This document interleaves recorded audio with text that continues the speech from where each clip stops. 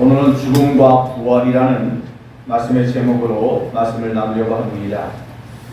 오늘 분위기 자체가 부활 찬송을 하고 부활절 교동문을 하고 또 죽음과 부활에 대해서 이야기하고 하다 보면 우리 부활절인가 하고 생각하시는 분이 계실 거예요. 근데 사실 우리가 부활절 아니면 이런 부활 찬송, 또 교동문, 또 죽음에 대해서 이야기하는 것이 1년 설교 중에 흔한 일은 아닙니다.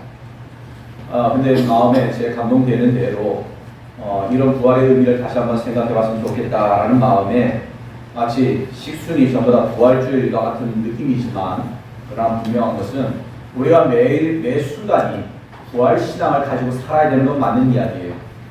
그런 중심으로 우리가 믿음을 지켜가고 살아가야 하기 때문이긴 합니다.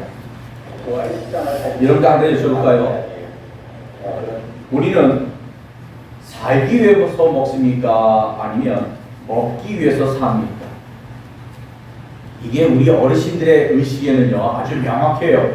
특히 어려운 시절을 지내셨던 분들, 소위 말하는 6.25 전후를 통해서 또 60년, 70년대 이 경제 부흥을 위하여 애쓰고 배고팠던 그 시대에 사셨던 분들에게 있어서는 그냥 살기 위해서 먹는 거였어요. 살기 위해서. 그야말로 나뭇가지 벗겨 먹고 뭐 풀뿌리 뽑아 드시고 했다는 이야기가 뭐 책 속에서 나오는 이야기가 아니라 실제 여러분들 삶 속에 있었던 이야기인 것일 겁니다. 물론 저와 저희 이후의 세대는 이해할 수 없는 대목이죠. 아이들이 그런다고 하잖아요. 6.25 전쟁 때는 먹을 것이 없었어 그랬더니 손녀딸이 하는 이야기가 할아버지 할머니 그때 라면 끓여 드시면 되잖아요. 참 한가한 소리죠. 또 상황을 모르는 철부 같은 소리겠지만 왜? 경험하지 못했기 때문에 그래요. 근데 다시 한번 여쭤볼게요. 여러분은 살기 위해서 먹습니까? 아니면 먹기 위해서 삽니까? 맛있는 것을 골라 먹는, 선택하는 먹방이니 맛집이니 하면서 찾아다니는 세상인 건 사실이지만 명확한 것은 우리는 먹지 않으면 죽어요. 그렇기 때문에 맛있는 걸 먹던 맛 없는 걸 먹던 억지로 먹던 우리는 살기 위해서 먹는 것이 맞는 말이라고 할 수 있을 것입니다. 또 하나 여쭤볼까요? 우리 인생은 살아가는 것입니까? 아니면 죽어가는 것입니까? 여러분들은 내일을 기약하고 있잖아요. 예를 들어서 내가 아파트 대출을 받았다 해서 아파트에 이것을 진정한 내 아파트로 내 집으로 삼으려면 열심히 그 대출금을 갚아 나가야겠죠. 그게 10년이 됐건 20년이 됐건 30년이 되었건 간에 그것을 완전히 다 갚았을 때에 비로소 이 집이 내 아파트인 거예요. 그러니까 우리는 1년 뒤를 기약하기도 하고 또 10년 뒤를 기약하면서 뭔가를 계속적으로 준비를 합니다. 아이들의 공부를 가르치기 위해서도 이제 내 아들, 딸들이 이제 중학교 올라가니까 고등학교 올라가니까 대학생이 되니까 하면서 학비와 또 공부할 수 있는 그런 여러 가지 준비 것들을 하는 것이 우리의 인생입니다. 그것이 우리가 살아간다고 표현하는데 돌아보면 그렇게 살아가는 하루하루의 삶이 이어지다 보면 그 끝은 무엇입니까? 결국은 죽음밖에 없어요. 그러고 보면 우리가 하루하루 살아가는 것이 아니라 하루하루 죽어가는 것이 아닌가. 내가 하루하루 사는 것 같지만 돌아보면 하루하루 죽음에 다가가고 있는 삶이 이 인생이 아닌가 싶습니다. 준비되지 않은 상태에서 경험하는 상실이라는 것은 현재인 오늘을 사는 우리에게는 참으로 힘들고 버거운 것이 사실입니다. 누가 기약을 했겠습니까? 사랑하는 이가 오늘 갑자기 하늘나라 같이 또 누가 장담하겠습니까? 여기 앉아있는 우리가 내일 볼 수 있을지. 목사님 그런 말씀하세요. 저도 그런 말 하기 싫어요. 그러나 그런 것이 현실인 것 또한 사실 아닙니까? 누구도 약속할 수 없어요. 장담할 수가 없습니다. 우리 사랑하는 권사님께서 이제 17일 날짜로 하늘나라를 가셨는데 그 전주 6일 전이 우리 권사님의 생신이었어요. 음력생신 7월 14일 날 생신이어서 제가 그날 아침에 여러분들에게 문자로 보내드렸습니다. 오늘이 우리 교회 근육맨 신성재 권사님의 생신입니다. 문자와 또 전화로 축하해 주세요 라고 보내드렸어요. 자, 그날 분명히 권사님은 누군가와는 통화를 하셨을 것이고 누군가와는 문자를 나누셨을 것입니다.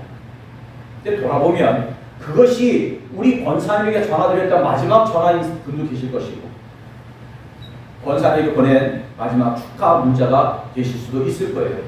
또 하나를 하신 권사님 입장에서도 지금까지 한 번도 우리 교인들이 내게 이렇게 전화한 적도 없고 문자 보낸 적이 없는데 그날만큼은 처음으로 알지도 못하는 번호를 떠서 받아보니 장로님이시고 권사님이시고 집사님이셨고 또 알지 못하는 문자를 받았는데 알고 보니 우리 교인들이었다 하는 것을 느끼셨을 거예요. 그 바쁜 와중에도 어느 분에게는 감사합니다 하고 답장을 보냈다고 제가 그분에게 들은 기억이 있습니다.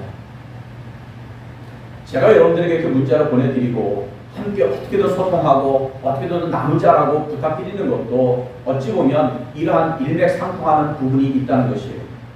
누가 내일을 장담하겠습니까? 누가 내일을 기약할 수가 있겠어요? 다른 목사님들은 어쩐지 모르겠어요. 물론 이건 어떤 목회적인 관점보다도 개인적인 성품일 수 있겠지만 제 성격은 그래요.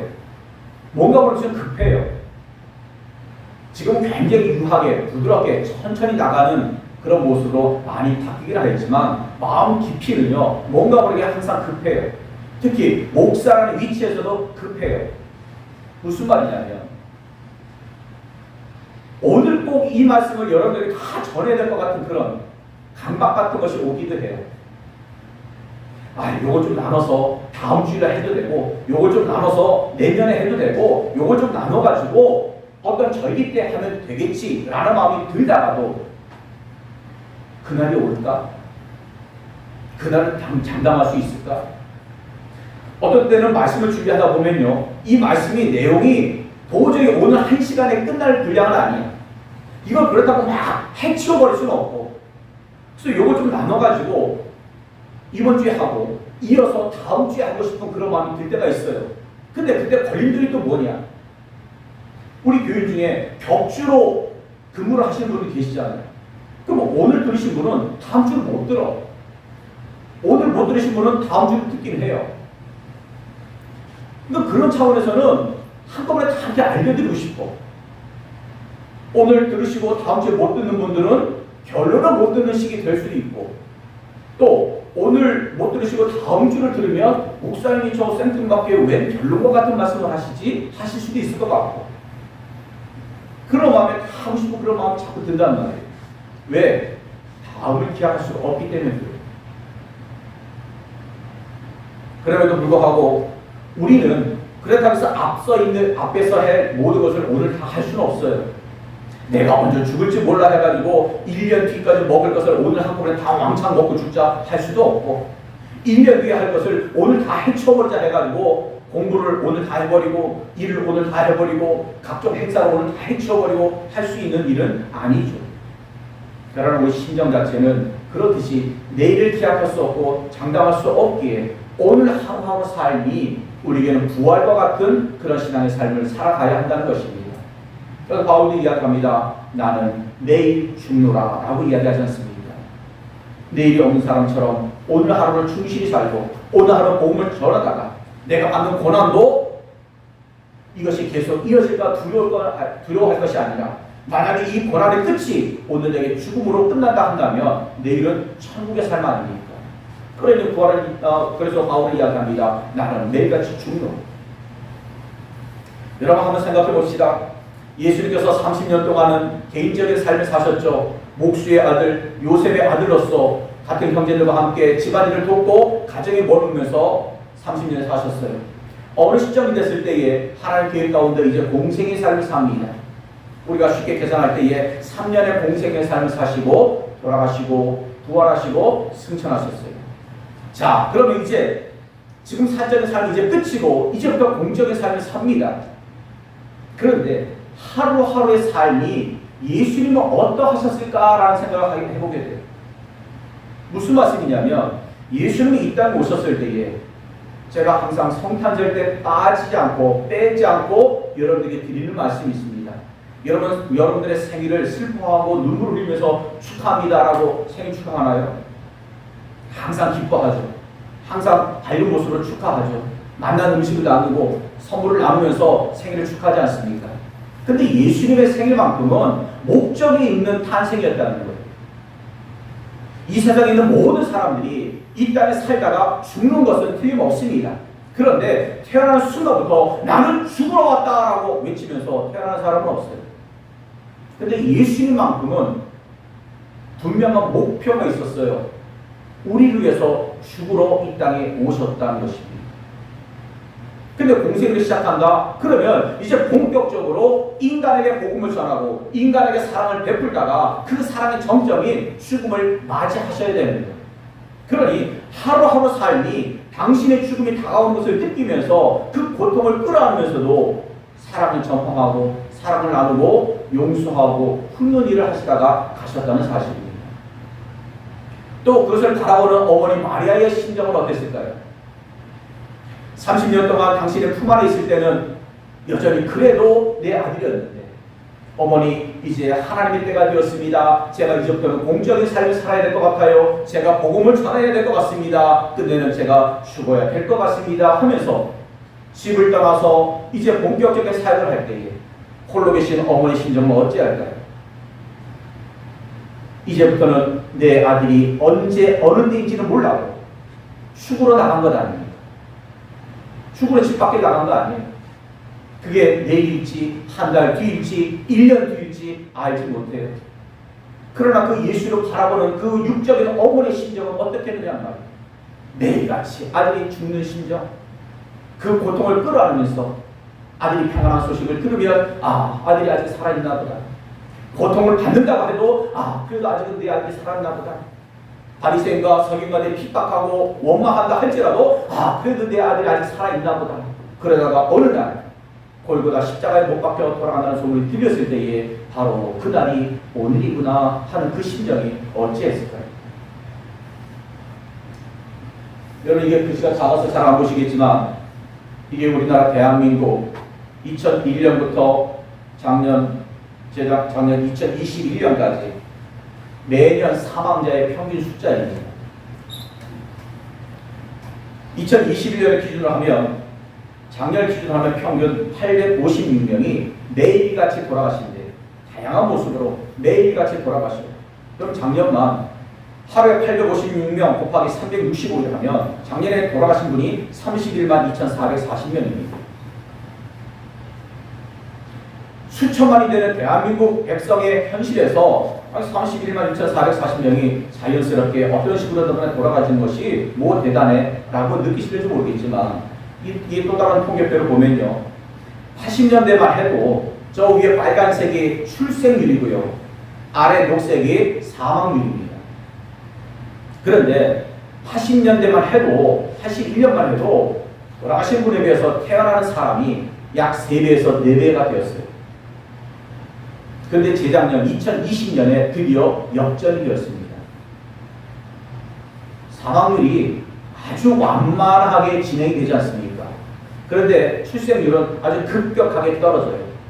2020년에 역전이 되었다는 이야기는 이대로 대한민국이 10년 뒤에, 20년 뒤에, 50년 뒤에, 100년 뒤에는요, 전쟁 없이도 이 나라 백성은 점점 줄어서 국민의 반토막이 나고 어느 순간이 되면 이 땅에 대한민국 백성이 존재하지 않을 수도 있다라는 그런 통계가 나오게 되는 것입니다. 이런 모습이 인위적이 아닌 자연적인 현상이고 또 생물학적인 현상이라고 할지라도 분명한 것은 우리에게 있어 죽음은 가까이 있다는 것을 알 수 있는 대목이기 됩니다. 믿는 이들의 죽음과 죽음을 맞이하는 것과 믿지 아니하는 이들이 죽음을 맞이하는 차이가 있다면 어떤 차이가 있을까요? 여러분들의 만약에 죽음이 당장 내일로 다가왔다고 확정이 되어진다면 여러분의 심정은 어떨까요? 우리 연세에 있으시는 어르신들, 우리 권사님들은 아주 입에 단 멘트가 있죠. 오늘 죽어도 괜찮아요. 천국 가는데 어때요? 젊은 사람들이나 잘 살면 되지. 근데 권사님들이 말씀하신 젊은이 저보다 더 젊은이 예안이, 현준이, 현서 같은 저 아이에게 야, 너 내일 죽어 라고 할 때 저 아이의 반응은 어떨까요? 하도 어이가 없어서 대꾸할 가치도 없겠죠. 내일 내가 왜 죽어? 이렇게 건강한데 잘 지내고 있는데 내가 왜 죽어? 내일 우리나라 전쟁 난대? 이런 심정일 거예요. 근데 그 누구도 장담 못한다는 이야기예요. 슬픈 과거 역사이긴 하지만 세월호 사건만도 생각해보세요. 행복하게 소풍 가는 줄 알았는데, 행복하게 수학여행 가는 줄 알았는데 어느 순간에 바다에 그렇게 침몰하여 자기가 운명을 달리할지 그 젊은 학생들이 어찌 알았겠습니까? 그런데 이 똑같은 죽음을 맞이하면서 믿는 이와 믿지 않는 사람의 차이가 있긴 있어요. 다 같이 똑같이 죽는 것이 아니라 믿지 아니라는 이들에게 있어서는요, 이 죽음이라는 것은 두려움입니다. 경험해보지 못한 거는 믿는 사람이랑 믿지 않는 사람은 다 똑같아요. 여기 경험해본 분 계십니까? 죽음을 맛본 분 계세요? 죽음의 지경까지 가신 분이 계시는지 몰라도 진짜 꼴까닥하고 죽는 것을 경험해본 사람은 한 사람도 없지 않습니까? 믿는 사람이나 믿지 않는 사람은 똑같아요. 그런데 믿지 아니하는 사람은 똑같이 경험해보지 아니한 그 사실에 있어서도 두려움이 있어요. 근데 반면에 우리 믿는 이들은요, 그 죽음 앞에서 당당하다는 거예요. 왜? 죽음은 두려움이 아닌 천국 가는 통로로 믿기 때문에 그래요. 우리가 살아있는 동안에 주님께서 다시 심판하러 오시고 예수님께서 재림하신다 한다면 우리가 육의 몸을 죽음이라는 것을 경험하지 아니하고도 주님을 만날 수가 있어요. 천국 갈 수가 있어요. 그러나 그 시기가 조금 늦춰진다고 한다면 우리는 반드시 한 번은 죽음이라는 과정을 통해서 천국에 가게 된다는 것이에요. 그러고 보면 우리는 죽음이 아니라 천국 가는 길이란 말입니다. 통로라는 말입니다. 해외여행을 가도 입국 심사를 보고 나가려면 출국 심사를 하지 않습니까? 그게 두려워서 해외여행 안 나가십니까? 밖에 못 나가요? 아무렇지 않게 여권 들이밀고 얼굴 한번 보여주고 통과, 패스, 가서 마음껏 해외여행을 즐기다가 돌아오고 하시지 않습니까? 죽음이라는 것은 그 과정이에요. 나 천국 갑니다 하고 얼굴 보이고 천국 티켓 딱 받아서는 하늘에 가서 마음껏 즐기는 것, 그 과정이 바로 죽음이라는 것입니다. 여러분, 제가 첫 두 병원에 돌아다니면서 원목으로 있었다고 했지 않습니까? 그 첫 병원입니다. 안산에 있는 경희재활 요양병원이에요. 이게 어느 날 드렸던 수요 예배입니다. 많은 환자들이 꽉 차 있죠. 주일날이 이것보다 더 많아요. 왜냐하면 이 교회들, 이 환우들 중에도 똑같이 우리 교회도 그렇지 않습니까? 수요 예배, 새벽 예배는 참석 안 해도 주일 예배는 참석하는, 주일 예배만큼만 드리는 분이 계시잖아요. 그래서 이게 수요 예배 정경이에요. 그 주일은 더 빽빽합니다. 그런 가운데서 이제 행정실에서 우리 사회복지사가 한 달에 한 번씩 날짜를 다 체크해서 고령인 분들을 중심으로 해가지고 이렇게 생일 파티를 하게 돼요. 근데 저와 찍은 저분은 고령도 아니셨어요. 저보다 한 10년 정도 되시는 분인데 결국은 저 사진 이후로 얼마 안 지나서 하늘나라를 가셨습니다. 그리고 어떤 분은 울어요. 왜? 나이가 젊은 분임에도 불구하고 이제 회복할 수 없는 어떤 장애 수준의 질병을 겪다 보니 식구들이 방치를 하듯이 하고, 그런데 이 병원 식구들이 그나마 생일이라고 축하해줄 이것 자체가 견디지 못할 감격에 눈물을 흘려요. 그럼 목사 할 게 뭐 있어요? 눈물 닦아줘야죠. 그리고 그 어르신들에게, 그 노인들에게, 그 복음을 알지 못하는 분들에게 뭐 하나라도 더 치워주고 싶고 가르쳐주고 싶고 반드시 구원받아서 육신의 몸은 여기서 사망으로 병원을 떠난다 할지라도 그 영혼은 하늘나라를 가기를 바라는 마음으로 제가 말씀을 전하는 거예요. 말씀드렸지만 저도 병원 오복하기 이전에는 이렇게 설교 원고 딱 준비해서 원고 펴놓고서는 그거 보면서 말씀을 전하는 목사였는데, 이 병원 목회하는 다음부터 제가 생각해낸 방법이 그나마 저렇게 자꾸 화면에 띄우고 그림도 보여드리고 영상도 보여드리고 어떻게든 이해시켜드리고 어떻게든 좀 쉽게 설명을 드리고 뭐 하나라도 귀에 남고 머리에 남게끔 하려고 했던 것이 이제 지금까지 제 목회의 모습이 된 것도 사실입니다. 성탄절이 되면 같이 축하도 하죠. 여기도 제가 있어요. 아무래도 안 보이죠. 그래서 빨간 옷을 뒤집어 입고 있으니 자, 복장을 해서 찾아가서 같이 축하도 하고 위로하기도 하고, 그리고 이거는 많은 간호사 중에 특별히 제가 이 간호사들과 사진 찍은 의미는 무엇이냐면 이 간호사들이 호스피스 병동에서 일하는 간호사들이 있었어요. 호스피스 병동이라는 것은 의학적으로도 이제 6개월 이상 살 수 없는 사람, 현대의학으로는 어떤 방법으로도 치료하고 회복할 수 없는 그런 불능의 상태인 분들을 케어하는 곳이 호스피스 병동입니다. 그러니까 쉬운 말로 제가 지난번에 말씀드렸지만 죽으러 들어오는 거예요. 살려고 들어오는 것이 아니라, 회복하려고 들어오는 것이 아니라 죽으러 들어오는 거예요. 다만 죽음을 수치스럽지 않고 부끄럽지 않고 힘들지 않게 평안에 가실 수 있도록 몸과 마음을 잘 정리하여서 하늘나라 가실 수 있는 그 길을 인도하는 것이 사실상 호스피스 병동입니다. 매일같이 벌어지는 고통을 마약 진통제를 통해서 어떻게든 좀 누그러뜨려 드리고 그 마음의 심신을 달래주면서 마지막 인생을 아름다운 글씨를 쓰고 가실 수 있도록 돕는 병동이에요. 다른 병동은 환자들 왔다 갔다 하고 서로 떠들기도 하고 교류도 하지만 이 병동만큼은 늘상 이렇게 정막강성처럼 조용합니다. 왜? 이제 곧 돌아가실 분들의 상황이다 보니 체력도 정신도 다 바닥이다 보니 밖에 나와서 허허허허 하하하 호하면서 돌아가실 분도 안 계시고 이런 곳에서 그걸 지켜봐야 되는 간호사들도 결코 쉬운 일은 아니죠.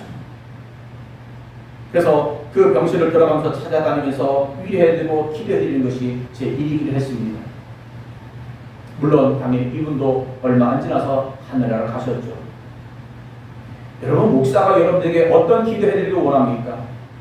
장로님, 권사님, 집사님 힘내십시오. 곧 회복되실 것입니다. 나을 것입니다. 물론 이런 기도를 해야 하는 것이 목사이죠. 또 그런 말을 듣기를 원하는 것이 성도이죠. 근데 저분들에게는요, 그것이 결코 감동이 안 돼요. 왜? 현실을 알기 때문에. 또 그것을 아는 목사가 무슨 이분들의 삶을 예수님께서 기적을 일으키셔서 다시 살리셨던 것처럼 그런 것을 바라면서 하나님께서 살릴 것입니다 라는 기도를 못해요. 마지막에 지금 가면은 간호사는 간호사들대로 저에게 부탁합니다. 목사님, 그건 빨리 돌아가게 해달라고 기도해 주세요. 본인은 본인대로 목사님, 저 빨리 죽게끔 기도해 주세요. 그분들 머리에 손을 얹고 그분들 어깨에 손을 얹고 하나님, 이 영혼 빨리 데려가 주세요. 이 영혼 빨리 걷어가 주세요라고 기도하는 그 목사의 심정도요, 결코 가벼운 아닙니다. 그렇게 하면서 하늘을 간 이후에도 내가 그렇게 기도해서 하나님께서 데려가셨나라는 그런 마음이 들 정도로 무겁고 힘들어요. 하나님, 하루만 더 살게 해주세요. 나도 더 그렇게 기도하는 것이 옳지 않았을까라는 마음도 들기도 하고, 환자는 환자지만 보호자들도 마찬가지예요. 죽어가는 가족을 모습을 보면서 반드시 그 답은 죽음이라는 것밖에 없지만 그것이 하루하루 다가오는 그 심정을 지켜보는 보호자들은 또한 이루 말할 수가 없죠. 그들 함께 또 위로하고 못 얻는 것이 제 일이기도 했습니다. 여러분, 죽음에 대한 공포 지수라는 게 있다고 해요. 죽어야만 나가는 이 호스피스 병동, 이 사람들을 보면요, 이건 단순히 제가 근무했던 그 병원에서 통계를 한 것이 아니라 의학적인 통계입니다.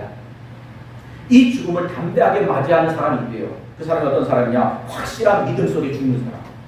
이건 비단 기독교인뿐만 아니라 불교도 마찬가지고 다른 종교도 마찬가지예요. 그 종교에 대해서 확실하게 믿고 다음 내 생의 삶에 대하여 그래도 믿음이 있다고 하는 사람들은 죽음을 앞에서 당당하게 평안하게 하늘나라를 갑니다. 그런데 그 다음에 고통스럽게 죽는 사람이 누구냐면 전혀 예수를 모르고 신앙생활 하지 않고 죽는 사람. 좀 표현이 그럴지 모르겠지만 뭣도 모르고 죽는 분들, 다음 세상에 대해서 알지도 못하고 뭐 생각한 것도 없고 뭐 그게 있겠어? 라고 하면서 아무렇지 않게 어차피 한 번은 죽는 거 아니야? 하면서 돌아가신 분들이 그나마 덜 고통스럽게 돌아가신대요. 그런데 제일 고통스럽게 그 죽음에 대한 두려움을 갖고 사는 사람은 누구냐? 아까 제가 서두에는 믿지 않는 사람이 그 죽음에 대한 두려움이 있다고 했죠. 그런데 이 사람보다도 더 그 두려움에 대한, 죽음에 대한 두려움을 갖고 죽는 사람이 누구냐? 어설프게 믿다 죽는 사람. 주저드는 건 있어요. 자기가 교회도 다녀봤어요. 근데 죽음 시점이 되다 보니 와, 진짜 내가 죽음이 다가왔는데 내가 죽으면 진짜 천국 갈 수 있을까? 내가 죽은 다음에 지옥 가면 어떡하지? 아니 그러면 그 생각하는 그 순간이라도 얼른 무릎 꿇고 하나님 잘못했습니다. 내 영혼이라도 살려주세요 하고 기도를 해야 되는데 그러지도 못하고 이러지도 못하고 저러지도 못하고 주저주저 하는 사람이 죽음에 대한 공포가 제일 크대요. 차라리 모르고 죽으면 죽는 그 순간만큼이라도 평안에 갈 텐데 아는 것들이 있다 보니까. 그러나 성경 분명히 이야기합니다. 히브리서 9장 27절에 한 번 죽는 것은 사람에게 정한 것이요 그 후에는 심판이 있다고 이야기합니다. 이것이 인생입니다. 그런데 우리가 복음 하는데 이 복음이 무엇이냐 말이에요. 한마디로 딱 이야기하자면 하나님께서 우리를 사랑하셔서 우리 인간이 지은 죄를 스스로 해결할 수 없다 보니 그 죄를 한꺼번에 해결해 주시고 완전하게 해결해 주시기 위하여 독생자 예수를 이 땅에 보내셔서 우리를 대신하여 죽게 하시고 다시 살리시고 그리하여 그 예수님을 구세주를 믿으면 구원받게 된다. 이것이 복음의 핵심이겠죠. 그런데 그 복음의 핵심 가운데 빠지지 않는 두 단어가 있으니 그것은 바로 그리스도의 죽으심과 부활하심이라는 거예요. 복음이라는 것이 무엇이냐? 만약에 예수 그리스도께서 우리를 위하여 죽으셨다는 것만이 복음이다라고 여긴다면 그 죽음은 반쪽 복음입니다. 그리스도의 죽음만 믿는 사람은 참된 그리스도인이라고 할 수가 없어요. 성경 이야기합니다. 15장 3절이죠. 오늘 본문 전에 기록되어 있는 부분입니다. 내가 받은 것을 먼저 너에게 전하였더니 이는 성경대로 그리스도께서 우리 죄를 위하여 죽으시고 주님께서 우리를 죽으신 것은 성경대로 성경에 기록한 대로 진실이고 진리라는 겁니다. 맞습니다. 이건 복음이에요. 근데 여기서 멈춘다면 우리의 복음은 반쪽이라는 것입니다. 바로 이어서 이야기합니다. 장사 지낸 바 되셨다가 성경대로 사흘 만에 다시 살아나사. 이 성경대로라는 의미는 무엇이냐면 하나님께서 허락하신 그 계획대로 예수님께서 말씀하신 대로 이루어졌다는 것을 강조하기 위하여 사도 바울은 이야기하기를 성경대로라고 이야기합니다. 예수님께서 분명히 말씀하셨습니다. 내가 죽게 될 것이다. 그러나 사흘 뒤에 다시 살아날 것이다. 그러나 예수님의 제자들조차도 앞부분까지도 인정하지 않았지 않습니까? 왜 예수님이 죽으십니까? 누가 감히 예수님을 죽게 한다는 말입니까? 제가 맡겠습니다. 절대 그런 일이 있을 수 없습니다 하면서 베드로가 앞장서게 되지 않습니까? 그런 일이 있을 때에 정령 저들이 나서서 주님과 함께 죽겠다고 외쳤고 다른 제자들도 동의했던 상황 아닙니까? 그러나 실상 그 복음의 시작했던 예수님의 돌아가심이 있었을 때에 제자들은 다 뿔뿔이 흩어져 버렸습니다. 그리고 그 복음은 끝난 줄 알았습니다. 그러나 말씀하신 대로 3일 뒤에 주님은 다시 부활하셨죠. 예수님께서 하신 말씀이고 그 말씀이 이루어진 것 뿐인데 제자들은 그 자체가 놀라웠어요. 놀랐다는 것이 믿음이 아니죠. 왜? 아니 그렇게 약속하셨잖아요. 그런데 말씀하셨잖아요. 그러면 내가 그럴 줄 알았어. 차라리 이게 맞는 것이죠. 근데 의심하고 두려워하고 그런 예수님께서 도마에게 네 손을 내 옆구리에 장자국 손에 한번 넣고 내 손을 내 못자국 손에 한번 손을 넣어봐라. 그래야 내가 정녕 믿겠느냐라고 예수님께서 말씀하셨던 것 아닙니까? 만약 우리의 신앙이 부활이 빠져버리면 우리 신앙의 뿌리가 흔들려버리는 거예요. 예수님께서는 분명히 말씀하셨습니다. 부활하셨다고 말씀하셨고 약속하신 대로 그 일이 이루어졌습니다. 사도 바울도 마찬가지죠. 성경대로 살아나셨다고 이야기합니다. 그런데 부활의 회의적인 자들이 있었어요. 오늘 본문에 이야기합니다. 누가 묻기를 죽은 자들이 어떻게 다시 살아나며 어떠한 몸으로 오느냐라고 이야기를 합니다. 제가 장례를 치르면서 분명히 들었습니다. 우리 신성재 권사님의 어머니 되신 노무께서 이렇게 말씀을 하셨습니다.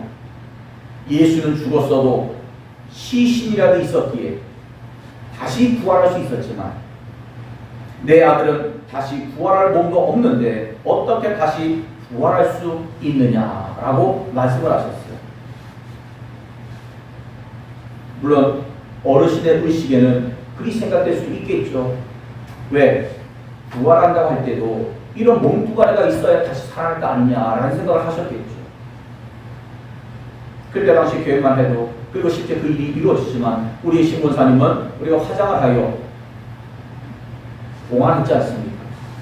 그러니 당신 눈에 보이기에는 형체가 없는 거예요. 근데 내 아들이 살아난다? 어떻게 다 살아나냐? 뼈는 다 가루가 되고 육신은 다 태워져서 없어졌는데 내 아들이 어떻게 살아나? 그것이 이제 노모의 근심 걱정이겠죠. 그래서 제가 말씀드리기는 어머니 걱정하지 마세요. 주님께서 부활하게 하실 그때에는 그 허락하신 부활의 몸은 지금의 모습과 전혀 다른 새로운 부활의 몸으로 살아날 것이니 어머니 걱정하지 마세요. 부활은 단순히 생전의 몸의 회복이 아닙니다. 새롭고 영광스러운 몸으로 덧입는 것이 부활이라고 이야기하고 있습니다. 여러분 생각해 보세요. 장수가 복입니까 아닙니까? 건강하게 오래 산다는 것, 그게 복이에요 아니에요? 복이에요. 오죽하면 이 땅에 생명의 그 기한이 워낙 짧다 보니까 예전에 환갑, 진갑 잔치할 때 동네 잔치고 그 집안의 복이라고 했지 않습니까? 자녀들도 칭송받았어요. 부모님을 잘 모셔가지고 회갑까지 살 수 있었다, 진갑까지 살 수 있었다 해가지고 자녀들도 칭찬받았던 잔치가 회갑잔치, 진갑잔치 하지 않습니까? 근데 요즘에 회갑잔치, 진갑잔치 하십니까? 회장님 회갑잔치 하셨어요? 안 했습니다. 우리 장로님도 훨씬 형님이신 이영석 장로님, 유경도 장로님 회갑잔치 하셨습니까? 예전에는요, 그 동네 뭐 회관이 됐던 뭐 어디가 됐던 회갑 이렇게 해가지고 저는 뭐 잔치하고 기억나시지 않습니까? 제 기억에도 돌아가신 저희 외할머니 송기순 권사님이 요 아래 교육관에서 회갑 감사 예배를 드렸던 걸로 기억을 해요. 아, 그리고 얼마 있다 가실 줄 알았지. 그리고 34년을 더 사셨네요. 그때부터 입에 달린 말씀이 뭐냐면, 아, 빨리 죽어야지, 빨리 죽어야지. 70이 돼서도, 아니, 빨리 죽어야지. 80이 돼서도, 아니, 빨리 죽어야지. 90이 돼서도, 빨리 죽어야지. 아, 그만 좀 하시라고. 때 되면 하나님 데려가실 건데, 뭘 그렇게 죽는다고 타령하시느냐고. 그러더니 이제 93세 일기로 하늘나라에 가셨어요. 그런데 보세요.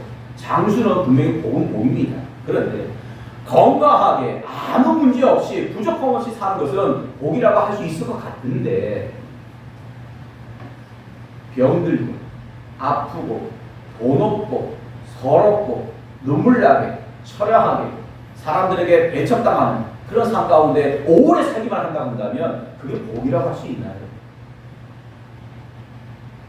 더더덜도 만약에 지금 동시에 하나님께서 우리를 확 오셔서 심판하시느냐고, 이 부활의 사건이 지금 현수 이 순간에 딱 펼쳐진다고 칩시다.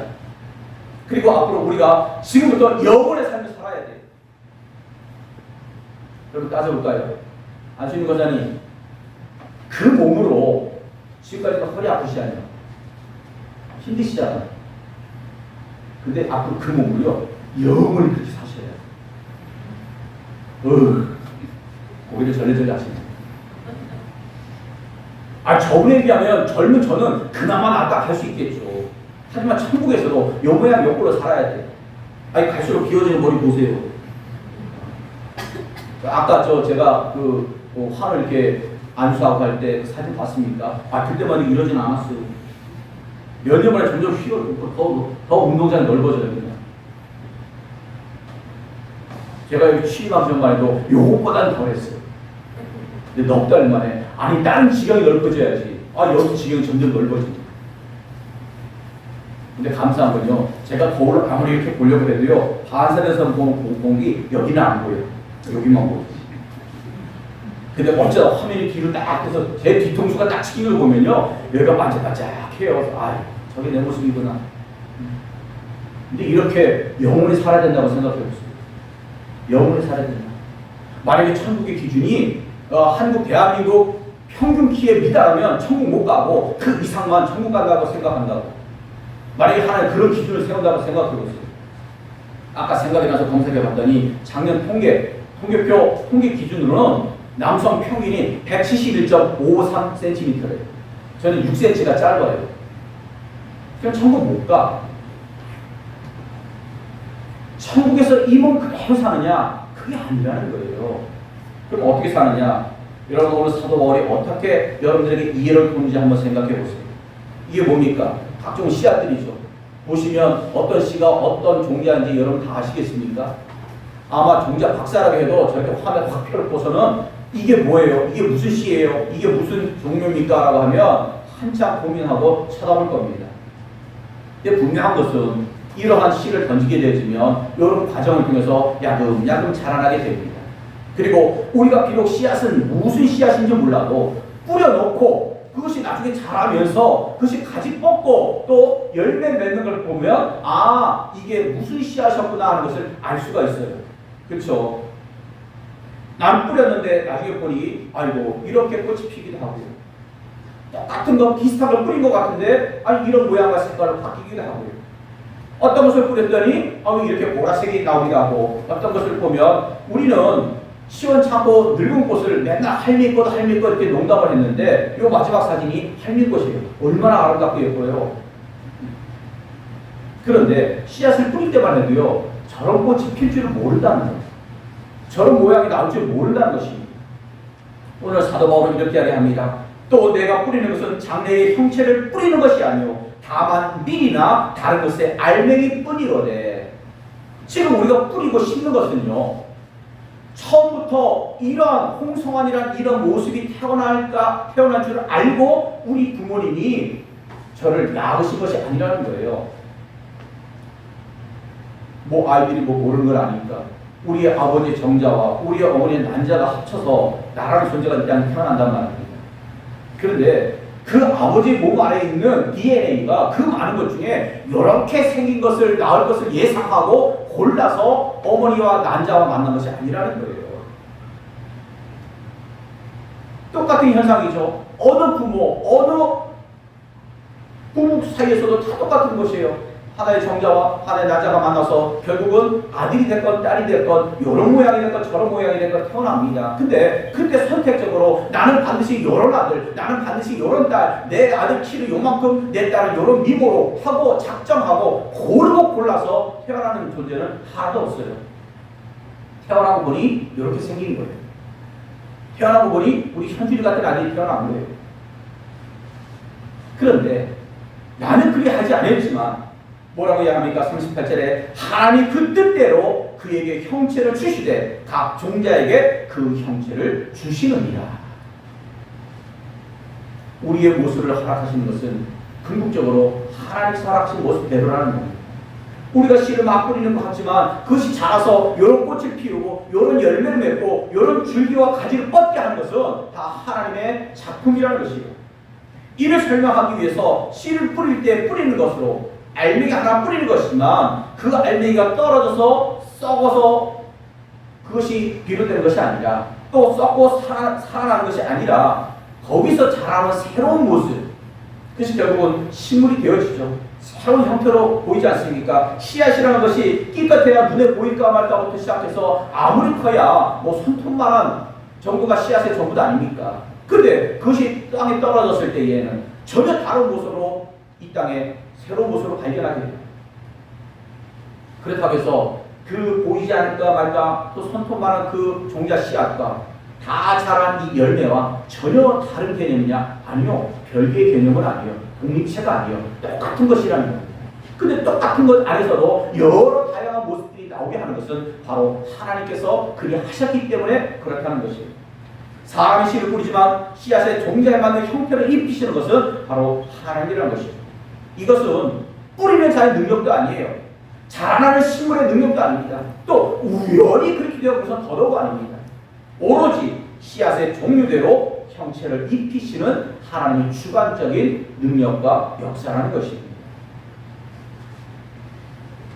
부활 후의 육체도 하나님 주관적인 뜻과 능력에 의해 새로운 몸의 형체로 변모될 것을 성경은 이야기하고 있습니다.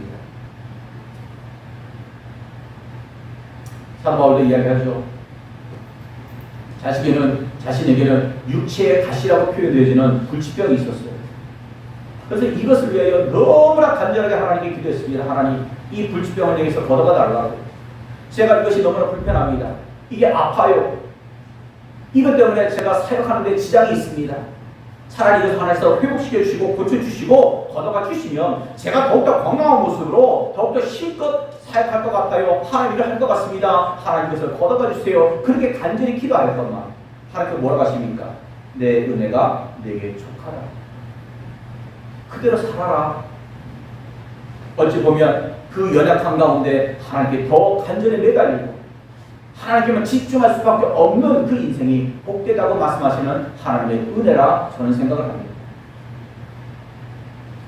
여러분들 솔직히 건강할 때 하나님 더 찾습니까? 아플 때 하나님 더 찾습니까? 저는 양심껏 건강할 때보다는 아플 때 하나님 더 찾는 것 같아요. 하나님 아파요. 빨리 낫게 해주세요. 회복시켜 주세요. 그것이 중한 질병일수록 큰일이면 큰일일수록 하나님 더 기도하죠. 하나님 제발 한 번만 더 기회해 주세요. 한 번만 더 살려주세요. 하나님 내가 이번만 낫게 하여 주시면 내가 목숨을 다할 때까지 주님을 위하여 일하겠습니다. 이런 약속 서약까지 막 하면서 우리가 기도하지 않습니까? 그런데 그런 불치의 몸을 가지고 그렇게 복음을 전파했던 사도 바울도 천국에서 영원히 그 몸으로 산다고 생각해 보세요. 지금도 아파 죽겠는데 이런 삶을 계속 살아야 돼요. 지금도 이 땅에서 각양의 장애를 통해서 고통을 겪고 아파하는 사람이 예수 믿어서 구원받으면 감사한데 하늘나라에 갔더니 그 장애의 형태의 그 모습 그대로 그렇게 영원히 살아야 되는 거 생각해 보세요. 그 천국 삶이 과연 기쁘다고만 할 수 있을까? 근데 하나님께서 걱정하지 말래요. 너희들이 하늘나라에 가서 입고 살 몸은 내가 사람께 너희들에게 형체를 입히시겠다고 말씀하시는 거예요. 그게 부활의 새로운 몸입니다.